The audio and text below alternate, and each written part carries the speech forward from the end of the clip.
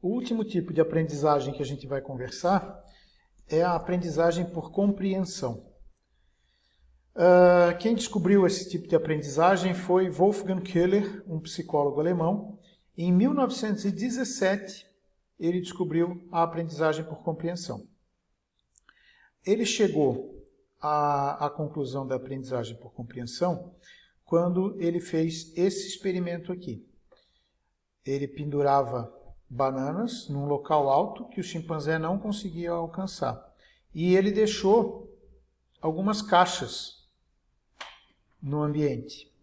O chimpanzé empilhou as caixas, subiu nas caixas e conseguiu pegar as bananas.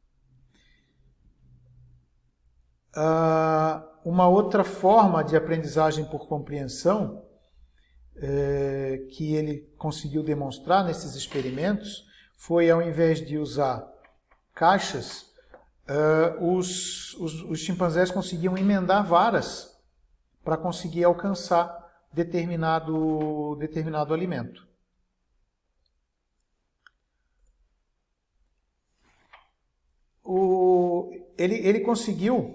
Ele chegou à conclusão de que era uma aprendizagem e chamou de aprendizagem por compreensão, porque ele atribuiu a solução do problema a um processo de compreensão, praticamente uma capacidade de raciocínio, né? Na natureza, se observa que os chimpanzés eles são capazes de usar algumas varetas para retirar cupins do ninho ou para lançar varetas ou varas, pedaços de pau, para afugentar um predador. E esses comportamentos, eles também são difundidos por imitação entre os animais do bando. Ou seja, um animal, ele aprende a ele tem essa compreensão, ele aprende a usar esse artifício para conseguir o alimento ou para conseguir fugir de uma situação de perigo. E os outros indivíduos do bando, por imitação, acabam aprendendo também a ter a mesma atitude. Isso faz com que se tenha a ideia de que algumas espécies animais, principalmente os primatas, eles teriam uma forma de cultura, porque cultura nada mais é do que difundir conhecimento, certo? E esse tipo de comportamento nada mais é do que uma difusão de conhecimento. Aquele indivíduo que aprendeu por compreensão a ter aquela atitude de empilhar as caixas para conseguir chegar na banana ou de usar uma vareta para mexer no cupinzeiro e conseguir pegar os cupins, e ele é imitado por outros animais do seu bando, ele ensinou aos outros animais uma forma de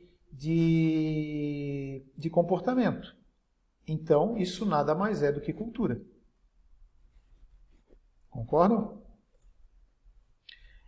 Então, essas situações que foram avaliadas na aprendizagem por compreensão, elas não parecem ter nenhuma relação com as outras formas de aprendizagem.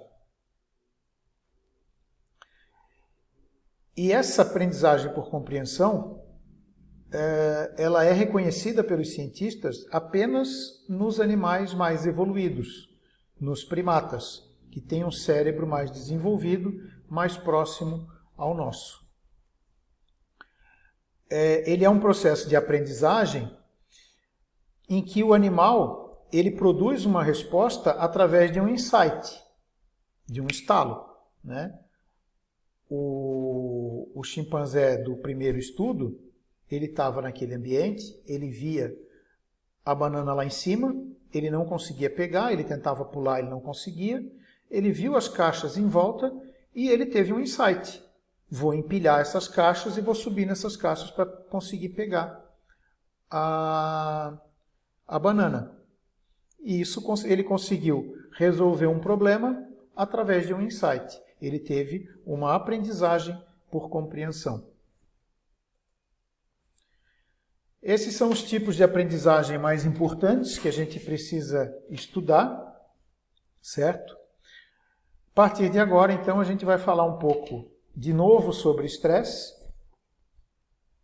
e vamos falar também sobre medo e fobia, que têm relação com o estresse. Então aqui a gente vê um cachorrinho com medo, né? Assustado com alguma coisa. Um equino tendo um comportamento estereotipado, um comportamento característico de estresse, que é morder o portão. E aqui a gente tem uma vaca com um comportamento de estresse também, com uma salivação excessiva, uma postura característica de um animal que está submetido a uma situação de estresse. Um breve histórico a respeito de estresse.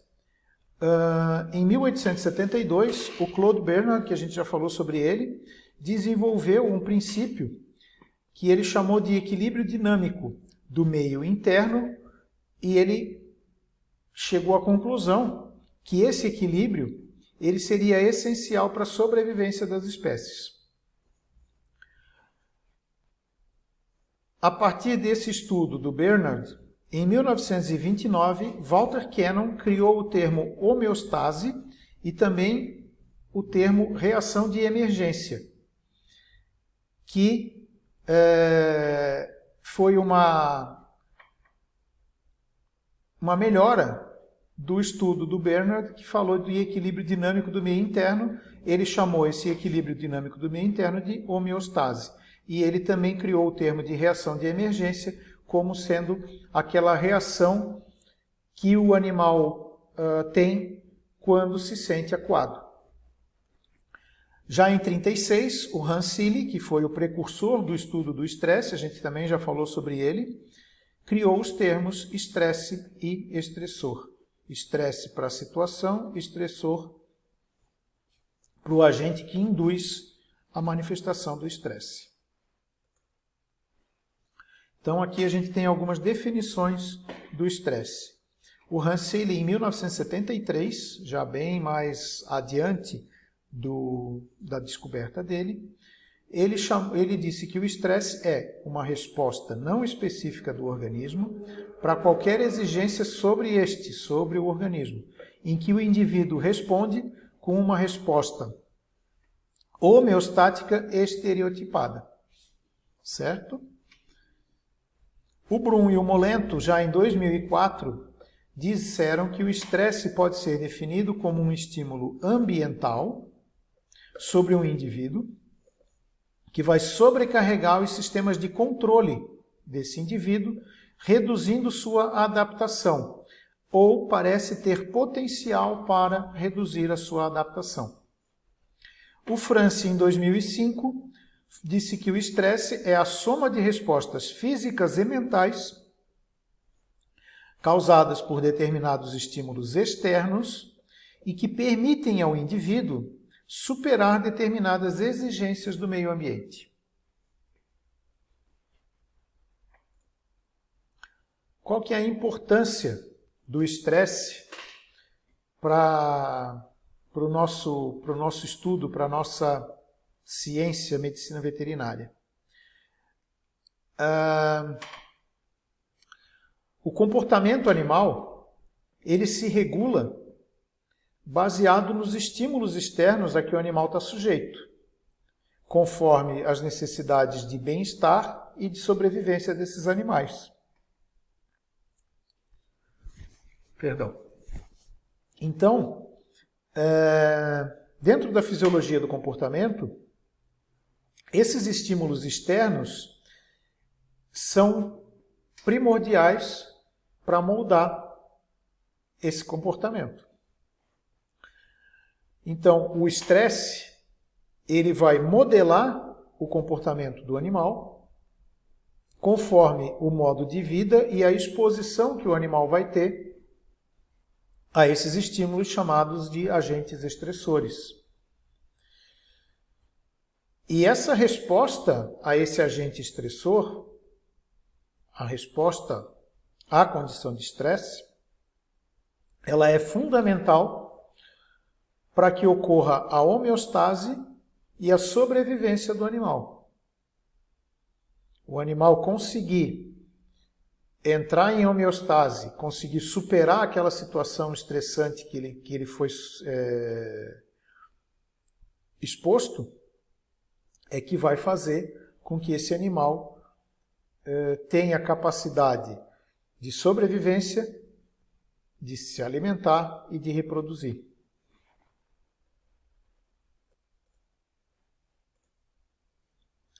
Então, quando o animal ele é submetido a uma situação de estresse, o organismo desse indivíduo ele vai redistribuir a energia desse organismo, priorizando o sistema locomotor e o sistema sensorial, responsável pela percepção das sensações, em detrimento de outros sistemas menos importantes na resposta a esse agente estressor, que seriam os sistemas reprodutivo, o sistema digestivo, o sistema cardiovascular e também o sistema imunológico. Vários outros também. Fazendo com que essa resposta momentânea, essa resposta aguda, seja mais eficiente. Então, quanto mais energia esse animal conseguir acumular no sistema locomotor, que poderá ser usado para a fuga, e no sistema sensorial, que vai fazer com que esse animal tenha a capacidade de discernir aquela situação estressora como sendo importante ou não, vai facilitar muito mais a esse animal que ele consiga sair dessa situação, do que se essa energia estiver ainda sendo distribuída por todo o organismo de uma forma equitativa. Então, a condição de estresse, nesse caso, ela é uma condição positiva. Ela vai permitir ao animal sair dessa situação. O grande problema da situação de estresse é quando essa situação persiste. Quando o agente estressor persiste, ou quando as respostas que o animal tem persistem. O animal não consegue adquirir a homeostasia, o animal não consegue se habituar àquela situação e ele permanece estressado.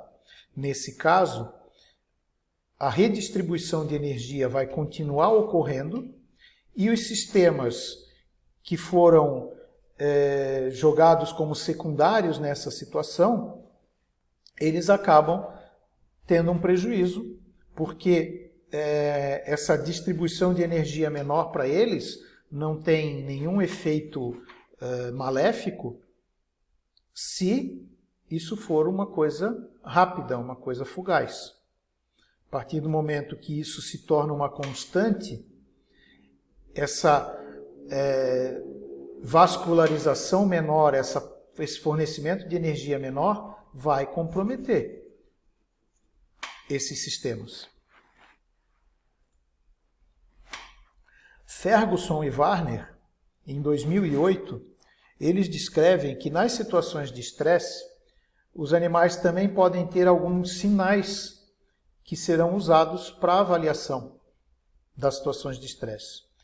Esses sinais seriam taquicardia, aceleramento do batimento cardíaco, uma redistribuição sanguínea das vísceras para os músculos esqueléticos, que a gente falou agora há pouco, e para o cérebro, e algumas respostas comportamentais, como os estados de alerta, imobilização, agressão e fuga.